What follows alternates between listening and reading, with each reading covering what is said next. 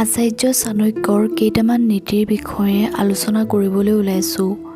1 number, আনৰ ওপৰত নিৰ্ভৰ কৰি থকা মানুহে কেতিয়াও আনন্দত থাকিব নোৱাৰে। সেইবাবে নিজকে যোগ্য বনাওক যে নিজৰ ইচ্ছাবোৰ নিজে পূৰণ কৰিব পাৰে। 2 নম্বৰ, মনটো ইমান শক্তিশালী বনাওক যে কাৰোবাৰ যিকোনো ব্যৱহাৰে মনৰ শান্তি ভংগ কৰিব নোৱাৰে। 3 নম্বৰ, যি আপোনাৰ নহ'ল তেওঁৰ ওপৰত কেতিয়াও অধিকাৰ নেদেখুৱাব আৰু যি বুজি নাপায় তেওঁৰ আগত কেতিয়াও দুখ প্ৰকাশ নকৰিব।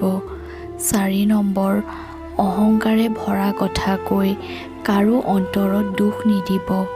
সময়ে অহংকাৰ ভাঙি দিয়ে। 5 নম্বৰ, ভঙা কলম আৰু অন্যক ঈৰ্ষা কৰা মানুহে কেতিয়াও নিজৰ ভাগ্য লিখিব নোৱাৰে।